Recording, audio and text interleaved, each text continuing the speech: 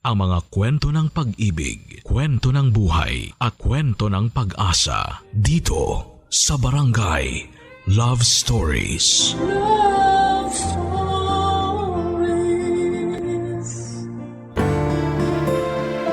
Mahirap mamaalam sa isang tao na akala mo ay makakasama mo na sa dulo ng hangganan. Masakit sabihin ang salitang paalam, Papa Dudut, lalo na kung alam mong hindi mo ito kailanman napaghandaan. Ikaw, kabarangay, sinabi mo na ba ang salitang paalam? Dear Papa Dudut, nahanap mo na ba ang the one para sa'yo? Yung tutupad ng salitang forever at makakasama mong magkauban. Ako ay nahanap ko na siya. Magandang tanghali po sa inyong lahat. Ako nga pala si Isay, nasa mid-30s na. Nakilala ko ang the one para sa akin after kong graduate ng kolehiyo. Siya si Roy, kaidarang ko lamang din. Naging malapit siya na kaibigan ng nakakatanda kong kapatid na si Leia. Isang taon lang ang tanda ni Leia sa akin kaya parang magkaibigan na kaming dalawa. Si Leia, Papa Dudut, ang best friend kong maituturing. Kaya nga sa kanya ko unang binalita ang tungkol sa amin ni Roy noong sinagot ko na siya. Naging masaya si Leia para sa akin. Alam niyang sa aming dalawa, ako tong mapagpaniwala sa happily ever after na drama. Kaya nga noong nakilala at pinahal ko na si Roy, hindi na ako nagsayang pa ng panahon, Papa Dudut. Ginawa ko ang lahat mapatunayan lamang sa kanya na ako ang babaeng deserve niya. Mahigit isang dekada na ang relasyon namin pero parang kahapon lang nagsimula ang lahat. Palaging may pagmamahalan sa bawat tinginan naming dalawa. Palaging may paru-paro sa aming mga sikmura na hindi nauubos at napapagod lumipad-lipad. Ang corny nga na masasabi para sa iba na hindi naniniwala sa ganitong kagaling na love story. Pero oras na masubukan mo na. Ang mahika ng pagmamahal, kahit gaano ka pa katigas at katatag ay mabilis ka lamang manghihina. Pero mabilis ka ring sasaya. Ganon si Roy sa buhay ko. Kaya nga pinangako ko sa sarili ko, Papa Dudut, kahit na anong mangyari wala akong ibang lalaking mamahalin, kundi siya lamang. At hindi naman ako lugi dahil ganon din siya sa akin. Sabi nga niya, ako na ang dulo niya.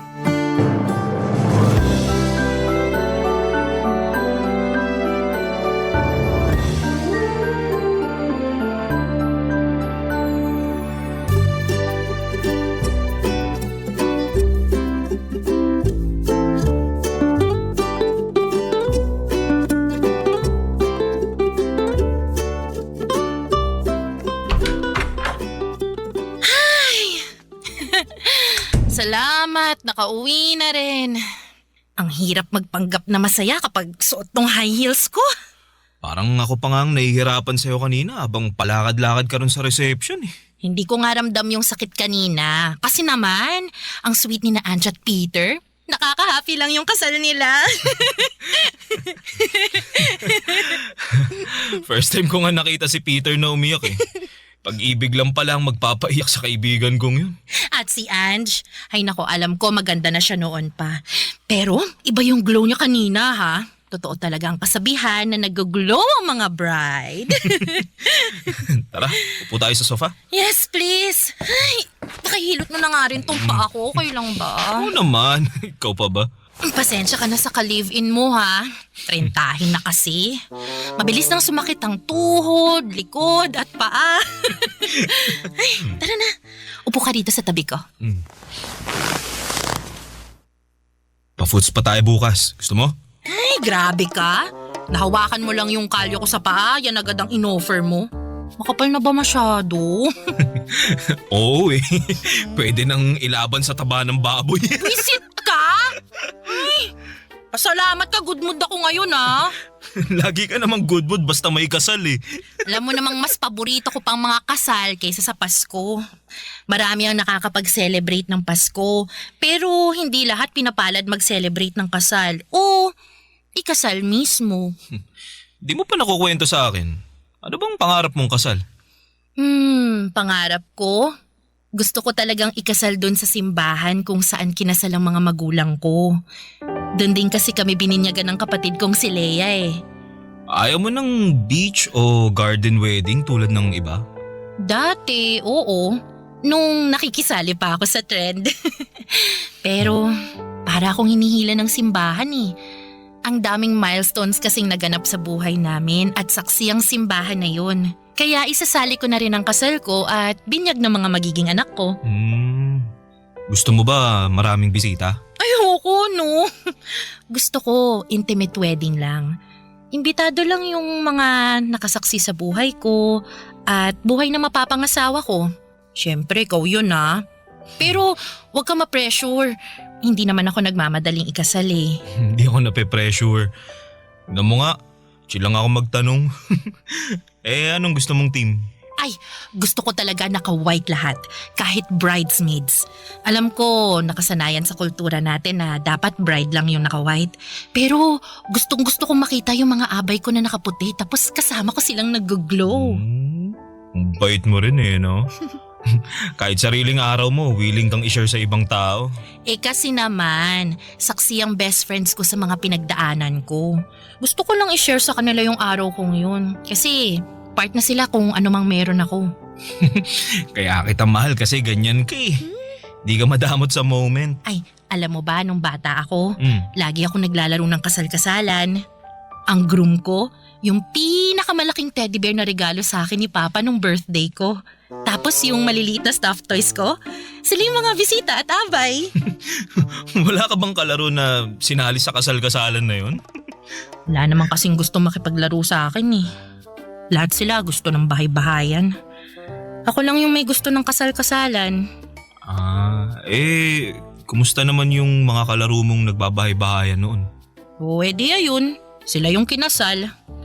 Habang ako naman yung nagbabahay-bahayan kasama ka. Nagkabaliktad no? Paano kung totohanin na natin yung pangarap na kasal ng batang Isay? Anong ibig mong sabihin? Pag inaya ba kitang magpakasal, papayag ka? Ha?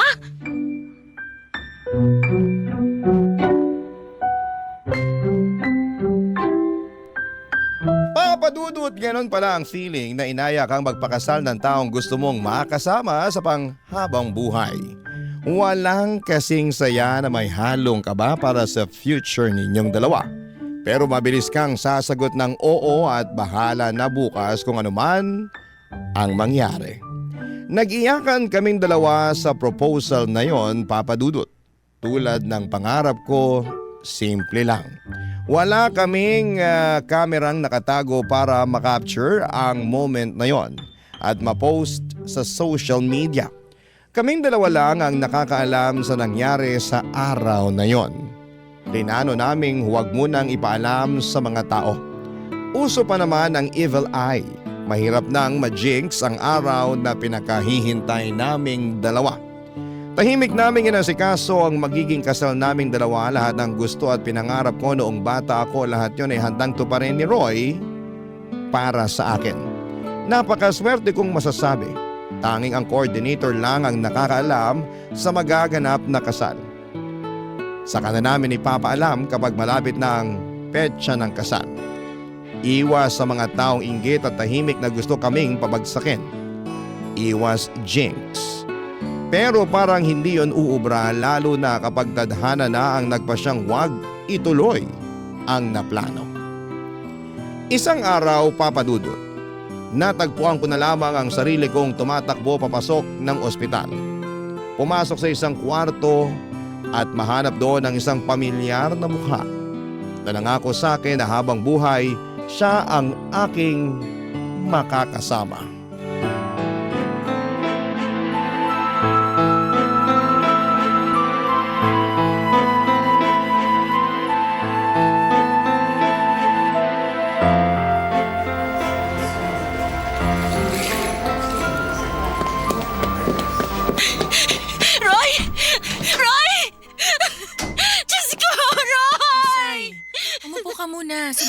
kumalma. Leia, paano ako kakalma? Nakita mo bang itsura ni Roy? Nakikita ko at alam kong mahirap to para sa'yo. Roy! Pero Gumising ka! Hindi ka mawawala, di ba? Please! Please, huwag ka mawala! sabi ng doktor medyo stable naman ang kondisyon niya kahit papano. Kumpara naman kanina. Samahan mo akong magdasal mamaya, ha? Magnovena tayo, Leia. Didinggin tayo ng Diyos pag ginawa natin yun, di ba? Oo nga, naririnig tayo ng Diyos, Isay. Pero Isay, minsan kailangan din natin siyang pakinggan. Anong ibig mong sabihin? Nakausap ko ang doktor kanina at... Teka, kakayanin mo bang marinig kung anong sinabi niya? Kung masama lang ang sinabi niya, huwag mo na lang sabihin. Ano bang alam nila sa buhay ng tao? Diyos lang ang pwede mag-decide kung anong mangyayari kay Roy. Hey, okay. Kumalma ka na. May awa ang Diyos. Dapat lang siyang maawa. Wala namang ginawang masama si Roy eh. Bakit kailangan mangyari sa kanya to? Aksidente yung nangyari. Kasalanan ng truck driver na nakaidlip. Wala namang may gusto nito, pero wala eh. Andito na tayo eh. Roy, mahal ko. Lumaban ka, ha? Alam ko na maglalabanan mo to eh. Ikaw pa ba? Ang tapang mo kaya. Hindi mo ako susukuan, di ba? Kasi marami pa tayong plano. Huwag mo akong iiwan, parang awa mo na. Hindi ko makakayanan. Kaya please, Roy, para sa atin, kailangan kita, Roy. Roy, huwag mo akong iwan. Isay, magpakatatag ka.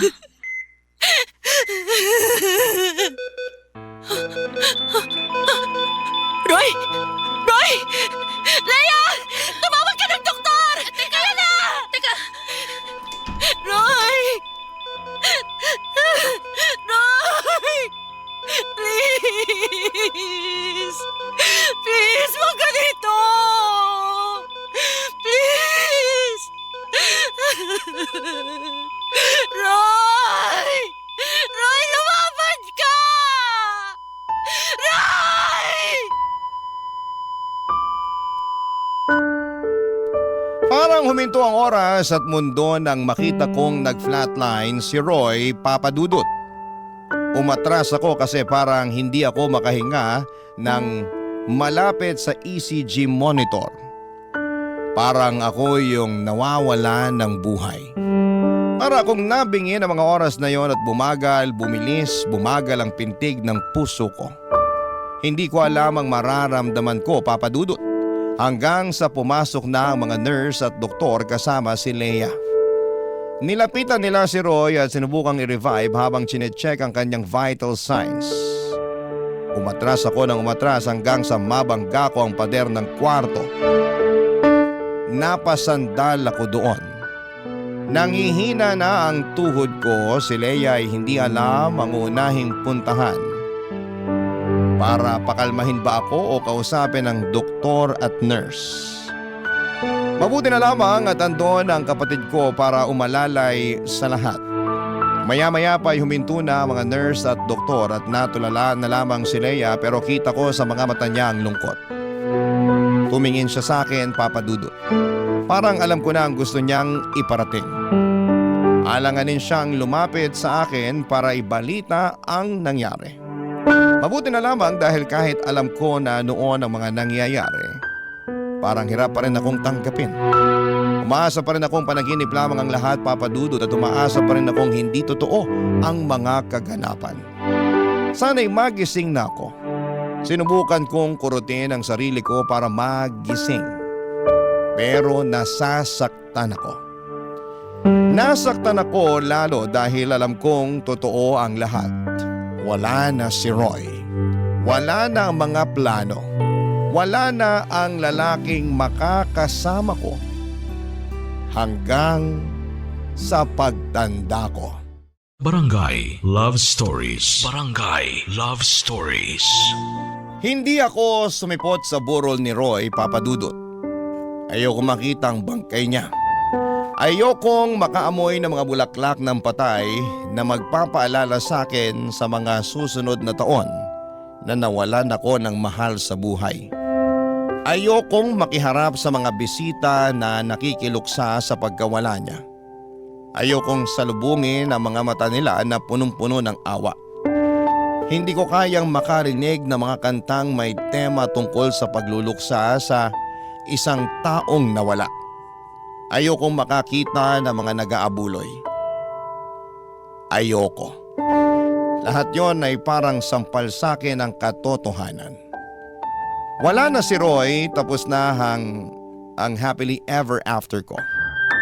Naintindihan naman ng pamilya ko at pamilya ni Roy kung pinili kong wag pumunta.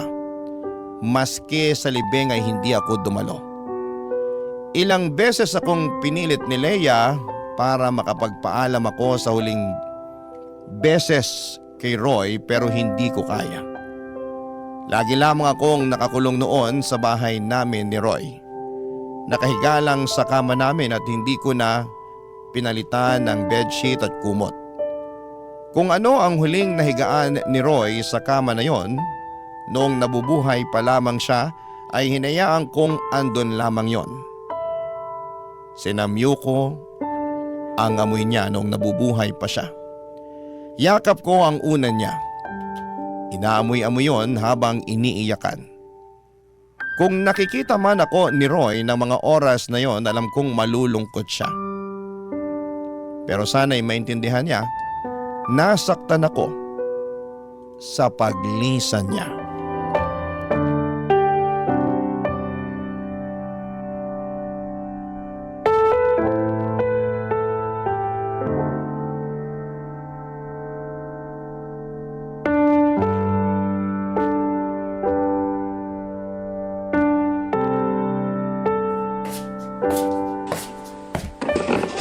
Leia, anong ginagawa mo rito sa bahay? Ay, ano pa ba? Naglilinis. Hayaan mo na yan dyan. Ako nang bahalang mag-ayos niyan. Uy, kailan mo palilinisin? Mag-iisang buwan na mula nung namatay si Roy pero kahit yung mga damit niya nakapatong pa rin dyan sa mesa. Hayaan mo lang mga damit niya! Huwag mong gagalawin! Yan na nga lang yung alaala niya nung buhay pa siya eh. Alam mo, kaya hindi ka maka-move on kasi ayaw mo pa rin tanggapin yung nangyari. Madali lang para sa'yo na sabihin yan. Kasi hindi mo alam ang pakiramdam ng namatayan. Alam kong nasasaktan ka, Isay. Naiintindihan kita. Pero kailangan mo ring tulungan ang sarili mo. Oo, masakit tong nangyari talaga sa'yo pero utang na loob naman. Tulungan mo naman yung sarili mong makabangon kahit paunti-unti. Hayaan mo nga ako sa ginagawa ko. Sa itong nararamdaman ko. Kung ayaw kong iligpit ang mga gamit ni Roy o labhan yung mga punda ng unan niya, wala ka na ron. Gusto ko lang maging mabait sa sarili ko. Hinahayaan ko lang yung sarili kong magluksa. Kung gusto mo talagang maging mabait sa sarili mo, tulungan mo yung sarili mo. Hindi yung sabay kayong babagsak na lang dahil dyan sa pagluluksa mo. Sorry kung tunog insensitive pero mas lalo ka lang mahihirapan kung hindi ka magle-let go. Oh, eto. Tinan mo tong bahay niyo ni Roy. Kahit kaluluwa niya hindi gugustuhin magstay dito. Ang pakarumi. May damit ka pa bang nagagamit? Ilabahan mo, punong-puno na. Nakakaligo ka pa ba? Sama-sama ng amoy mo. Maswerte ka, Leia. Hindi mo nararanasan tong kalagayan ko. Palibhasa, pusong bato ka, kaya wala sa bokabularyo mo yung salitang luksa. Ganyan na ba talaga katigas ang tingin mo sa akin? Alam mo bang nasasaktan ako ngayon na tinitingnan ng nag-iisa kong kapatid na bagsak na? Sa tingin mo madali sa akin na harapin ka sa ganyang kalagayan? O, pasensya na. Kasama ko si Roy sa bahay eh. Araw-araw. Tapos, bigla na lang siyang nawala. Ang hirap matulog sa gabi kasi hindi ko na siya mayayakap. Ang hirap na gigising ako na ako na lang pala mag-isa. Naiintindihan mo ba yun? Siguro hindi ko talaga alam kung gaano kasakit yung nararamdaman mo ngayon. Pero ayaw naman kitang makitang ganyan. Kaya ako nandito. Sasamahan kita. Kung kailangan mo ng katabi sa gabi para may mayakap, ako na lang. Huwag kang mag-alala, pagising mo sa umaga, hindi ako babangon agad para may madatnan ka pang katabi. Ayos lang ba yun sa'yo? Leia! Miss na miss ko na si Roy! Bakit niya ba ako iniwan agad? Tahan na. Hindi ko rin alam ang sagot dyan eh. Pero sa mga susunod, kahit papano, masasanay ka rin na wala siya, ha? Konting pasensya lang. Matatapos din ang pagluluksa mo.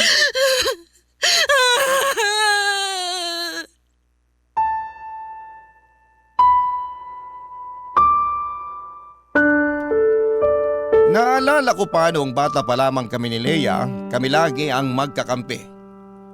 Hindi kami pumapayag na iwan sa area ang bawat isa kapag pinapagalitan kami ni Mama at Papa. Best friends ang turingan namin. Noong namatay ang pusa kong si Mikmik ay si Leia ang umalalay sa akin. Noong sinabi ng mga magulang ko na pusa lang naman daw si Mikmik, inaway sila ni Leia. Pinagtanggol ako at sinabing importante ang feelings ko. Siya ang naghanap ng lupang mapaglilibingan kay Mikmik. Tuwing Biyernes ng hapon pagkatapos ng klase kasama ko siya na dumadalaw sa libingan ni Mikmik. Hinayaan niya akong magluksa. Iyak ako ng iyak. Mababaw lang talaga kasi ang luha ko at mabilis akong ma-attach sa mga mahal ko sa buhay. Habang tumatagal ay naka-move on na ako sa pagkamatay ng pusa kong si Mikmik. At sa kaarawan ko, niregaluhan ako ng isang kuting ni Leia. Kamukhang kamukha ni Mikmik ang tagal niyang hinanap sa mga kalye kung saan siya makakakuha ng puspin na kamukha ng namatay kong pusa. Doon ko napatunayan kung gaano ako kamahal ni Leia. Kaya isa rin sa mga pinangako ko kahit na anong mangyari. Iaalay ko lahat ng meron ako sa kapatid ko. At sa pagkamatay nga ni Roy ay muli na namang pinatunayan ni Leia na andyan siyang muli para sa panibagong pagluluksa ko. Alam kong hindi siya makakahanap ulit ng kuting para ipalit kay Roy. Pero alam kong gagawa pa rin siya ng paraan para mapalitan ang lungkot sa puso ko ng saya at tiwala sa pagdating ng panibagong bukas.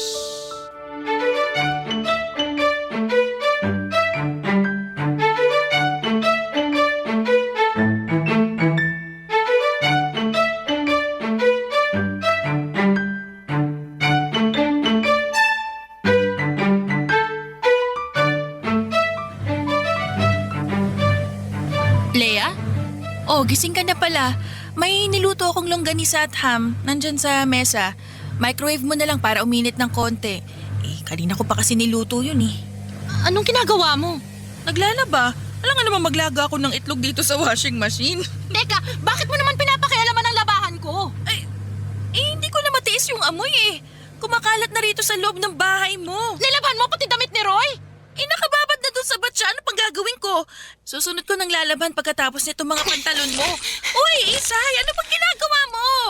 Bakit mo pinagkukuha yung mga nakababad na damit ni Roy?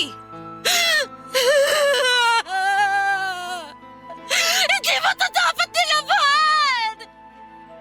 Dapat nasa basket lang to eh! Hayaan mo to! Hindi na pwedeng ibalik yan sa basket. Basa na! Hindi, papatuyuin ko. Tulungan mo ako isabit lahat. Dali na! Para hindi mawala yung amoy ni Roy sa mga damit niya. Isay naman. Leia! Sige na naman oh! Parang awa mo na! Intindihin mo naman ako kahit ngayon lang! Gusto ko nandito pa yung amoy ni Roy eh! Halika na! Isabit na natin! Please! Di ko na alam gagawin sa'yo eh. Hayaan mo na lang ako! Ayos lang naman ako eh! Komportable naman ako nagluluksa. Ayos lang ako na maging malungkot. Tama, ito ang kailangan ng katawan ko. Kaya, pagbigyan mo na ako. Kahit ito lang, please. Mas lalo mong pinapahirapan ang katawan mo eh. Tingnan mo nga, sobrang payat mo na. Kahit sa malayo kitang butot balat ka na. Alam mo, hindi nakakatulong to ginagawa mo eh. Alam mo ba, kung nakikita ka ni Roy ngayon, malulungkot yun lalo. Baka dahil dyan sa ginagawa mo, lalo niyang hindi matanggap na patay na siya. Baka hindi siya makatawid dahil patuloy mo siyang inihila sa mundo natin. Eh di maganda nga yun! Huwag siyang tumawid! Wala akong pakialam kung kaluluwa na lang siya na umiikot-ikot dito sa bahay. Basta dito lang siya! Huwag siya sasama sa mga patay na! Patay na siya, Isay! Patahimikin na natin siya, ayos lang ba? Yun ang kailangan niya ngayon. Hindi! Alam mo ba, pwede ko pa siyang makausap? May nakausap akong psychic. Pwede niya raw tawagin ang kaluluwa ni Roy para makapag-usap kami. Isay? Magpapaschedule na ako. Sa Sabado. Makakausap ko na ulit si Roy. Leia, makukumusta ko na siya. Oh my God, Isay!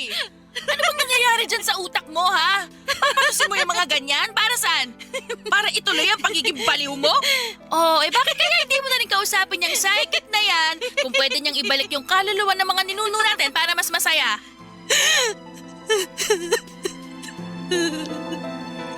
Sobra ka na! Ikaw ang sobra na. Nakakapagod kang tulungan. Sino ba nagsabi sa'yo na tulungan ako? Ikaw naman to nagpumilit na pupunta rito, ha? Ikaw to nakialam sa buhay ko! Aba, tinutulungan ka na nga lang, ganyan pa rin sasabihin mo sa akin? Sana pala, hinayaan na lang kitang mabulok sa kwarto niyo ni Roy. Alam mo, kapag nagkausap kayo ni Roy ngayon, sumama ka na lang sa kanya ha, para tapos na yung problema ko. Oo talaga! Sasama ako sa kanya! Humanda ka lang! Sasama ako sa kanya para maintindihan mo kung gaano kasakit mawala ng mahal sa buhay! Sa huling sinabi ko ay nakita ko kung paanong natakot si Leia, Papa Dudut. Nakonsensya ko bigla. Alam kong ako ang kahinaan ni Leia. Mahal na mahal ako ng kapatid ko at ramdam ko yon palagi. Mali ang sinabi ko. Kaya naman nagpakalma muna ako. Hinayaan ko na siyang labhan ang mga damit ni Roy at pumasok ulit ako ng kwarto at doon umiyak. Umiyak dahil sa hiya na nararamdaman ko sa isang taong walang ibang ginawa kundi ang magmalasakit sa akin at mahalin ako ng walang kapalit. Hinayaan naman ako ni Leia at pagkatapos gumaan ang pakiramdam ko ay lumabas ako ng kwarto. Dumiretso ako sa kusina, naglabas ako ng 2 tasa para magtimpla ng kape. Pagkatimpla ko ay agad akong lumapit kay Leia habang hawak ang 2 tasa. Ngumiti ako sa kanya, ngumiti naman siya pabalik. Hindi na kailangan ng kahit na anong salita na patawad na niya ako sa aking mga sinabi sa kanya. Nagkape kaming 2 ni Leia. Hindi kami nag-iimikan pero komportable kami sa katahimikan. Pinagmamasdan ko ang tasa ko. Paboritong tasa yon ni Roy. Malaki kasi yon at kulay pula ang paborito niyang kulay. Napanalunan namin yon sa isang peryahan sa isang probinsya na dinaanan namin noong nag-out of town kami para sa unang anibersaryo namin. Sobrang proud niya sa tasa na yon.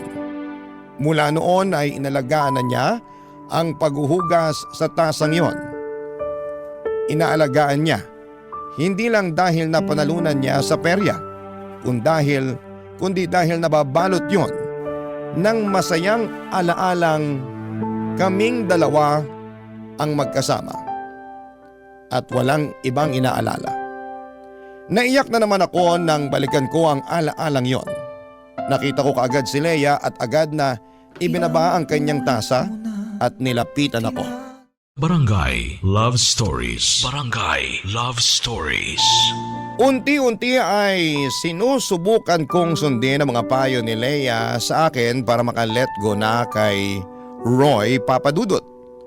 Pina-realize niya sa akin na pwedeng mahalin pa rin ang isang taong yumao na kahit ni-let go na natin siya, Papa Dudut.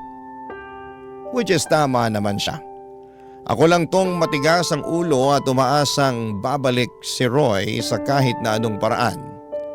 Naalala ko nga nung nakaburol pa si Roy ay panayang dasal ko noon sa simbahan na sana ay magkaroon ng milagro. Magmilagrong mabuhay si Roy at bumangon sa kanyang kabaong. Ganon ako noon, kadesperadang bumalik siya. Hindi talaga ako maka-let go sa kanya. Pero naisip ko na bukod sa akin, napapahirapan ko rin si Roy kung nasaan man siya. Kaya para gumaan na rin ang loob ni Roy na lisanin ang mundong ito ay sinubukan kong makinig kay Leia. Very supportive naman ang kapatid ko. Wala naman daw masamang magluksa pero alam ko raw sana ang limitasyon sa mga gagawin para hindi mahirapan ang sistema ko na makabitaw. Isang beses ay sinubukan naming mag-inumang dalawa. Pangtanggal lungkot lang. Gawain na namin yon noong college pa lamang kami sa tuwing may bumabagsak kaming subjects at hindi namin magawang ipaliwanag sa mga magulang namin. Hindi kami umiinom talaga pero may mga okasyon na nagpapakalasing kami para lunurin ang nararamdaman namin.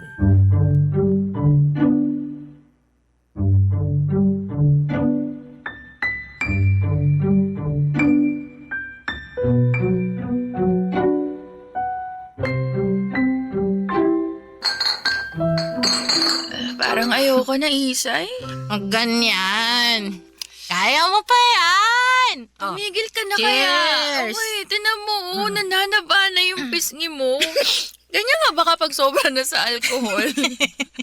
nasobrahan lang ako sa paksiw. Tsaka sa sisig na pulutan natin.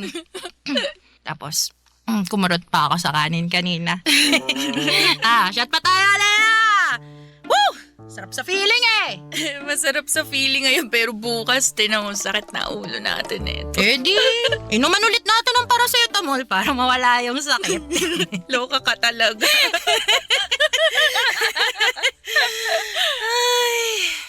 Totoo pala na nakakawala ng sakit ang alak, no? Kahit papaano, gumanang pakiramdam ko. Uy, pero wag mong ugaling tumakas gamit yung alak ha. Pinagbigyan lang kita ngayon para makapag-bondin tayong dalawa. Banding? Sige! Gusto ko niyan! Ano bang pwede nating pag-usapan para maging masaya tong banding natin? Mag-amin na ng mga secret. Ano, Jika? Oo, sige! Sige. Sige, ako muna. Sige. Gina ako ngayon. Alam mo ba, nung mga bata pa lang tayo, bakasyon nun sa probinsya natin. Tapos, di ba, inaya kang tumakas nung crush mong si Greg papunta dun sa peryahan nung gabi? Oh. Alam mo ba kung bakit ka nahuli ni Lola? Ay, sinumbong mo ko, Lolo. Kaluka ka talagang babae ka. Kasi naman, Lea.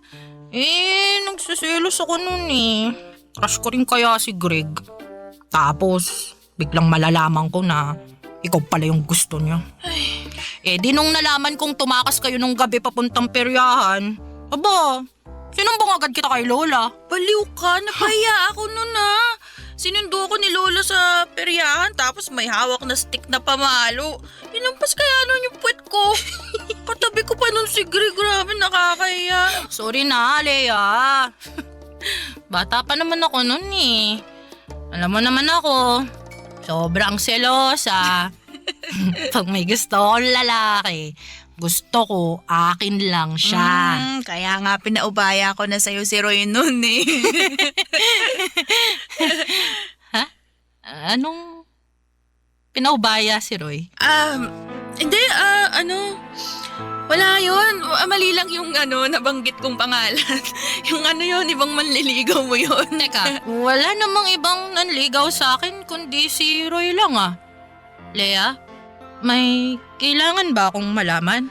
Ay, magligpit na tayo ng mga... Babasagin ko lahat yan kung hindi mo sa akin sasabihin kung ano meron sa inyo ni Roy. Matagal na yun. Matagal na nga, pero karapat ako pa rin malaman. Naging kami ni Roy. Pero bago ka pa dumating nun sa buhay niya. Anong ibig sabihin nun? Klaruhin mo. Naalala mo nung may nagpapadala ng sunflower sa akin sa bahay? Tinutokso mo pa ako nun at pilit mong inaalam kung sino yung nagpadala nun. Si Roy. Ano? Si Roy ang nagpadala ng mga bulaklak sa akin. Hindi ko lang masabi sa'yo nun kasi hindi pa naman ako sigurado kay Roy eh. Alanganin ako sa kanya kasi gusto ko matupad muna yung pangarap ko. Tapos feeling ko makakasira lang siya sa pag-abot ko noon. Pero mabilis akong nahulog sa kanya. Nilihim muna namin yung relasyon namin hanggat hindi pa ako sigurado kung siya na ba talaga. Kasi alam mo yun, ini-enjoy ko naman kasama siya pero lagi akong ginugulo ng mga plano ko sa buhay. Kaya wala kang nalaman nun kasi kami lang talagang dalawa yung may alam sa relasyon namin. Pero wag kang mag-alala, magulo ang naging relasyon namin. Away-bati kami. Yung maghihiwalay tapos magkakabalikan tapos walay na ulit. Tapos naisip niya, ligawan ka nung natapos na yung relasyon namin. Ikaw pala yung kinukwento niyang one great love niya. Huh? Yung babaeng minahal niya bago ako dumating sa buhay niya. Hindi ako yun. Ikaw yun, Isay. Ikaw yung one great love na Ikaw sinasabi yung- niya. Ikaw yung naging kahati ko sa kanya nun. Kahit kami yung magkasama, ikaw pa rin yung bukang bibig niya. Kahit sinasabihan niya ako ng I love you, iba pa rin yung nakikita ko sa mga mata niya. Alam mo ba kung paano ko tiniis yon? Alam mo ba kung anong mga sakripisyo ang ginawa ko para lang mabura ka sa buhay niya? Ni hindi ko man lang nalaman na ikaw pala yung babaeng dahilan kung bakit niya ako ginawang panakipbutas!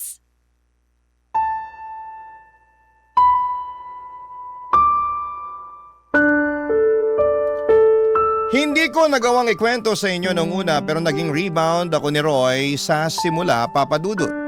Hindi niya yon inamin sa akin pero naramdaman ko yon sa mga unang buwan na magkarelasyon kami. Panay ang kwento niya na sinasabi niyang one great love niya ang dumaan sa buhay niya. Kung paano niyang ibinuhos ang lahat ng meron sa kanya pero sa huli itataboy lamang siya nito at babaliwalain dahil mas importante ang pangarap para sa kanya. Galit na galit ako noon sa babaeng iyon. Sinumpa ko pa siya kung sino man siya. Nakakabigla na malaman sa dulo na ang kapatid kong si Leia pala yun. Walang kasing sakit na mapagselosa ng sarili mong kapatid sa bandang huli. Iisang lalaki ang minahal namin at napakasakit na siya ang nauna. At siya ang totoong nakakuha ng best version ni Roy. Parang tira na lamang ang naibigay sa akin. Pinilit kong pagtrabahuhan ang pagmamahal ni Roy para lahat ng pag-ibig na natitira niya para roon sa babaeng nanakit sa kanya ay mailibing na sa akin. Sobrang hirap pero nagawa ko naman. Ayos na sana ako sa past na yon kung hindi lang ni-reveal sa akin nang hindi sinasadya ni Leia ang katotohanan. Ang tagal nilang tinago sa akin yon para akong niloko sa lagay ko. Sa tuwing magkakasama kami noong nabubuhay pa si Roy, ano na lamang ang nararamdaman nilang pareho. Sa bawat okasyon na magkasama kaming tatlo ay meron ba silang naaalala sa naging relasyon nila? Paminsan-minsan ba ay naaalala nila ang past nila? Ang masasayang mga araw na magkasama sila. Naalala pa ba nila kung paano nilang minahal ang isa't isa? Ang sakit lang i-overthink. Oo, nasa past na yon pero napakasakit na pagtaguan ng ganong sikreto mula sa dalawang taong minahal ko ng totoo, Papa Dudut.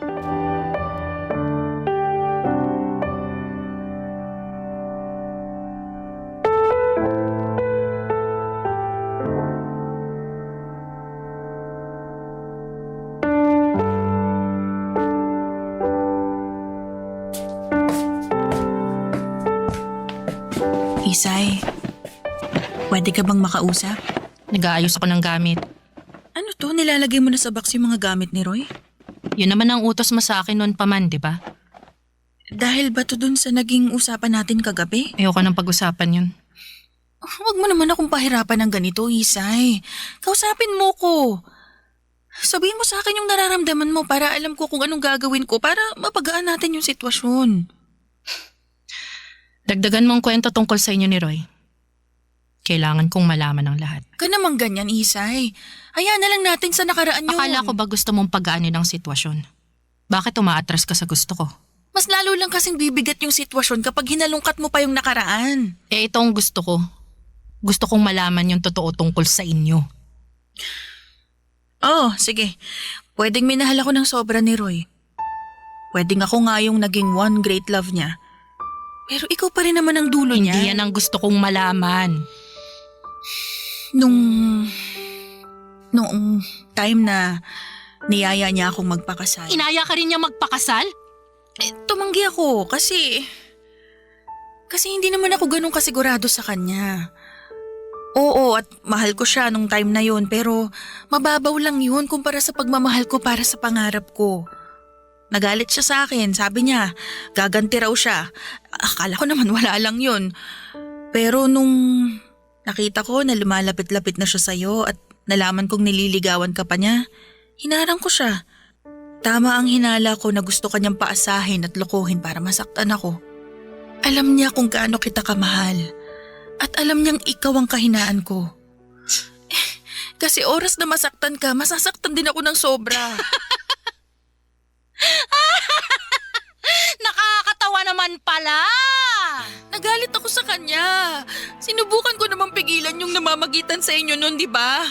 Sinabi ko sa'yo na kaibigan ko siya at kilala ko siya kaya mag-iingat ka sa kanya pero hindi ka nakinig. Kasi sabi mo, dahil kaibigan ko siya, magtitiwala ka. Kasi alam mong hindi ako nakikipagkaibigan sa masasama. Wala na akong nagawa kundi bantayan ang bawat kilos niya. Masiguro ko lang na hindi ka masasaktan. Talaga lang ah. Pinagdasal ko na lang na sana hindi ituloy ni Roy yung balak niya. At sa awa ng Diyos, hindi naman. Minahal ka pa nga niya, di ba? Sobra. Napanatag na ako noon. Lalo nang nakapag-usap kaming dalawa at humingi siya ng sorry sa pinlano niya. Nakalimutan na niya ako dahil sa'yo. Ikaw ang naging buhay niya mula noon. Ikaw ang naging dulo niya kahit kinapos kayong pareho ng oras na magkasama. Hindi na talaga nabago ang mga nangyayari sa buhay natin. Anong ibig mong sabihin? Naalala mo, nung mga bata tayo? Lahat ng pinagsawaan at pinaglumaan mo, sa akin napupunta. Hindi ako nakakatanggap ng mga bagong gamit. Kasi kailangan mo munang lumain bago mapunta sa akin. Bakit naulit pa rin yung dati? Bakit? Si Roy na napagsawaan at napaglumaan mo. Ako pa rin ang sumalo. Isay. Bago man ang halian, umalis ka na. Ako nang bahalang maglikpit sa mga gamit ni Roy. Kaya ko na to. Salamat at tinulungan mo akong mapagaan ang pagluluksa ko sa kanya. Diyan ka na. Nagmamadali akong lumakad palayo kay Leia, Papa Dudut. Ayokong makita niyang mukha kong talo sa mga nangyari. Sinubukan ko pang isalba noon ang natitirang pride ko bilang taga-salon ng mga nagamit na ni Leia. Napagsawaan at napaglumaan. Ang unfair noon, Papa Dudut, oo, mahal ko ang kapatid ko pero hindi ko maiwasang makaramdam sa kanya ng inggit dati pa naman dahil siya ang unang naka-experience at nakakagamit ng mga bagong bigay ng mga magulang ko. Saka na iaabot sa akin kapag kupas na at hindi na magandang tignan. Ako na lang lagi ang magre-remedyo para magmukha ulit yung bago. Masisisi niyo ba ako kung bakit hindi ko magawang patawarin si Leia? Matapos kong malaman ang katotohanan sa kanila ni Roy. Sa ngayon, Papa Dudut, ay marami pa rin katanungan sa isipan ko. Sina Leia at Roy na lang ang makasasagot noon. Pero wala na si Roy para depensahan ang sarili niya at ipaliwanag ang mga nagawa niya. At si Leia naman, ayoko muna siyang makita ni marinig ang pangalan niya ay ayoko. Masakit pa rin sa akin. Ilang beses niya akong sinusubukang tawagan at i-text pero wala akong sinasagot kahit isa man lamang doon. Ang iba sa inyo ay baka sabihin ang OA ko sa ginagawa ko dahil nakaraan naman na ang lahat ng yon. At ako naman ang huling pag-ibig ni Roy. Pero sana'y maintindihan ninyo na marami akong pinagdaanan noong bata pa lamang ako sa piling ni Leia na nagpababa ng tingin ko sa sarili ko. Dahil ni minsan, hindi ako nakapili ng para sa akin. Yung ako ang makakauna. Laging si Leia. Umalo pa ang depresyon ko dala ng pagkamatay ni Roy. Kaya ang tanong ko sa inyo ngayon, masisisi niyo ba ako? Salamat po sa pakikinig at pag-unawa. Ang inyong kapuso at ka-barangay forever, Isay. Ano ang masasabi mo sa ating Barangay Love Stories today? Aabangan namin yan sa aming comment section.